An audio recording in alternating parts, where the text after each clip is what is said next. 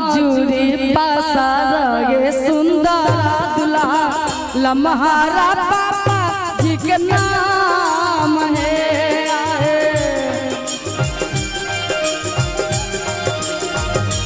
हाँ लम्हारा पापा जी के नाम है।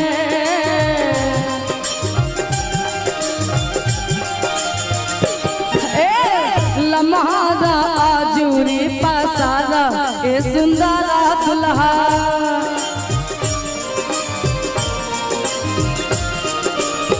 लम्हारा आजूरी पासारा ये सुंदरा दुल्हा लम्हारा पापा जी के नाम है।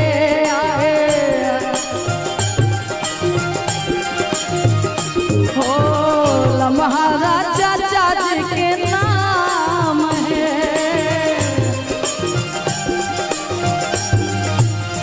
ए में एक लाइन बजा दीजिए भैया, कहना बड़ा प्यारा सा लाइन है क्या। तोरा बिना मनवा लागना कतहीं,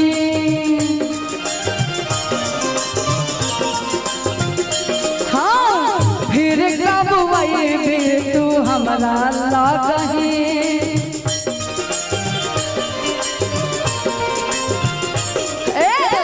तोरा बिना मनवा लागना कतहीं, फिर कब वही भी तू हमरा लागही। आई तोरा गवा के ओरी ओरी ओरी, आई तोरा गवा के ओरी मिलबो चोरी चोरी तोहरा से गोरी, मिलबो चोरी चोरी तोहरा से गोरी।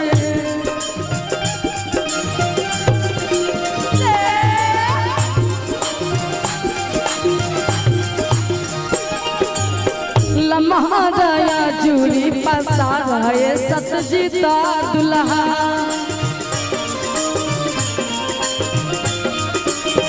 लम्हारा आजूरी पासारा ये सतजीता दुल्हा।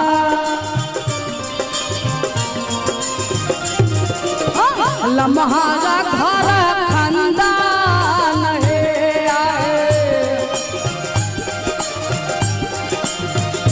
हो लम्हारा घर खानदान है।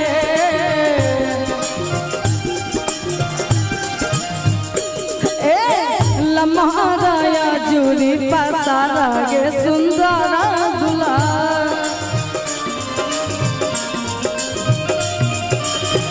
लम्हारा आजूरी पासारा ये सुंदरा दुल्हा लम्हारा दादाजी के नाम है।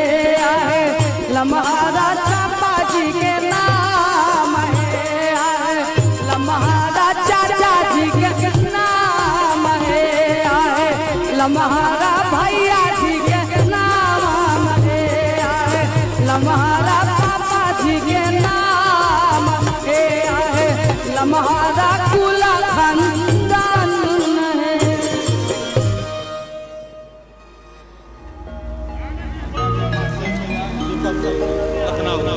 दीपक सिंह लखनऊ को उनके तरफ से बहुत सारा प्यारा आशीर्वाद पुरस्कार।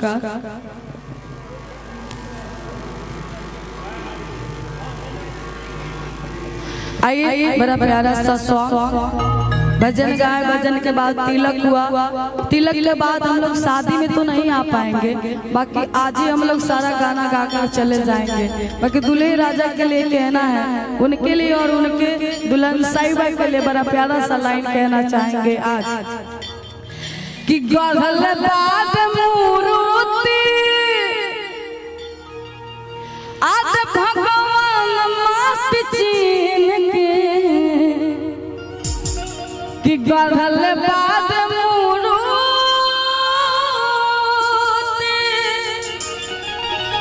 आज भगवान मात चीन के, कि भगवान मात चीन के सलामत रहो जोड़ी दुल्हा दुल्हन के।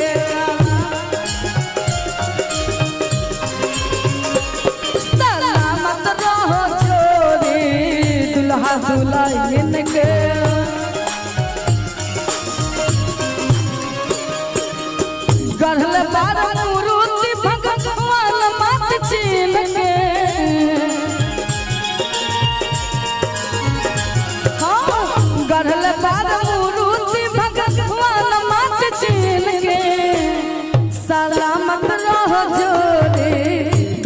दुल्हन के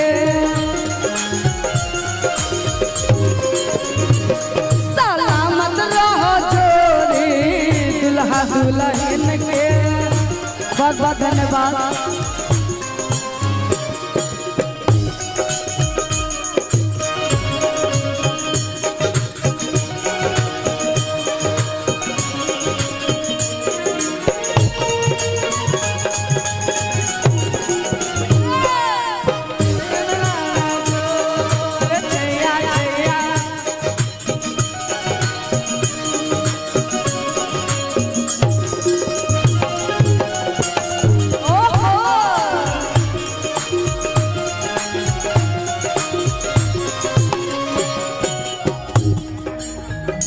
और ये मनोज कुमार सिंह जी की तरफ से बहुत सारा प्यारा आशीर्वाद पुरस्कार है, बहुत बहुत धन्यवाद। बाकी बड़ा प्यारा सा लाइन ये हमारा गाना और वो लोग के पसंद आई। बाकी दूल्हे राजा और दुल्हन साहिबा के लिए कहना चाहेंगे, बड़ा प्यारा सा लाइन है। दूल्हे राजा के मन में क्या रहेगा जब दूल्हे राजा जयमाल पर जब खड़े होंगे तब उस टाइम की ये बात है। और कहना क्या है, दुल्हन के दुल्हा हारस घरे घाटी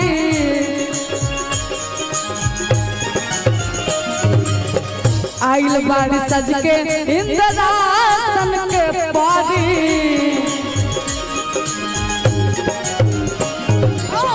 दुल्हन के दुल्हा निहारस घरे घाटी आइल बाड़ी सज के इंद्रासन के पारी मन अगर आइल बाटे समझी समझी के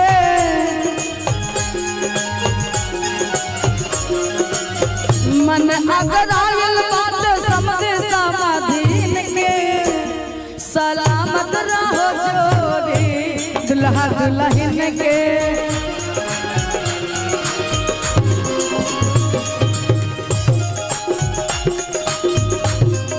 और जिला पार्षद हरिलाल गुप्ता जी के तरफ से 500 रुपया के पुरस्कार है, बहुत बहुत धन्यवाद। जय माता दी, हर हर महादेव। बाकी बड़ा प्यारा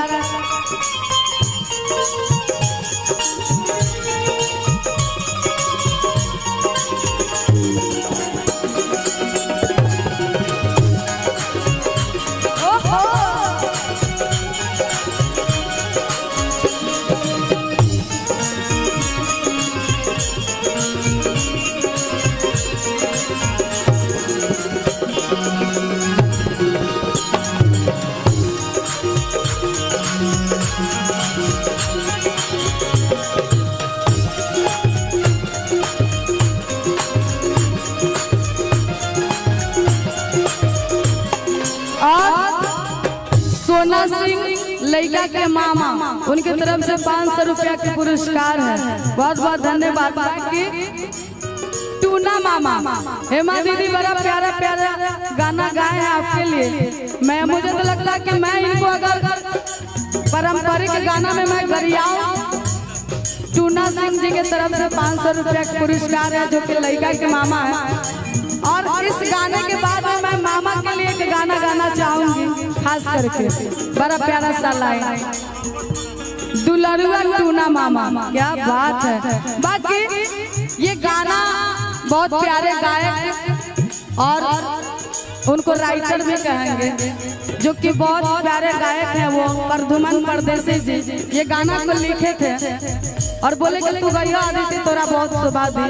बाकी खास करके ये गाना में अभी के लाइन जो मैं गाऊंगी तो दूल्हे राजा के पापा जी से कहना चाहूंगी और लड़की के पापा भी आए होंगे, उनसे भी मैं कहना चाहूंगी। तो दोनों समझी उपस्थित होंगे तो बड़ा मजा आएगा ये माहौल में। बाकी दूल्हे के पापा जी से कहना क्या है, आज के दिन में अगर पापा जी मेरे आवाज को सुन रहे हैं तो थोड़ा सा आप उपस्थित होंगे, हम लोग के बड़ा मजा आएगा। बाकी कहना क्या है, दूल्हा के पापा जी ने आज दी है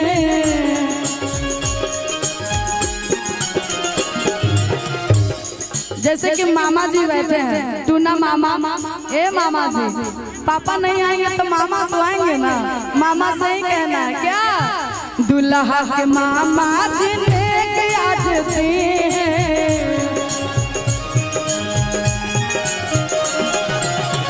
मन है नया दीदी हो देख बिना लिहले।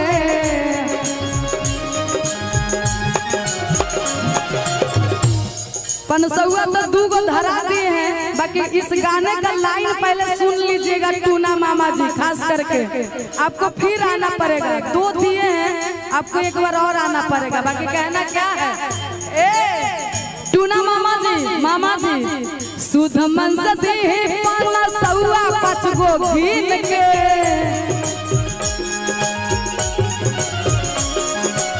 सुध मन से दी पनसौआ 5 गो गिन के, कि सुध मन से दी पनसौआ 5 गो गिन के, सलामत रहो जोड़ी दुल्हा दुल्हन के, सलामत रहो जोड़ी।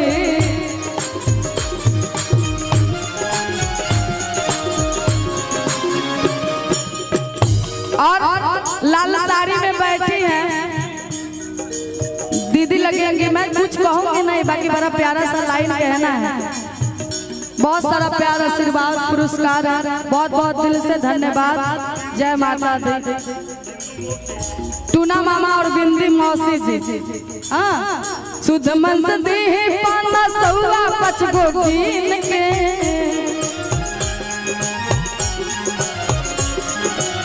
सुध मन से दी पनसौआ 5 गो गिन के, सलामत रहो जोड़ी दुल्हा दुल्हन के, सलामत रहो जोड़ी दुल्हा दुल्हन के, सलामत रहो जोड़ी दुल्हा दुल्हन के, सलामत रहो जोड़ी दुल्हा दुल्हन के।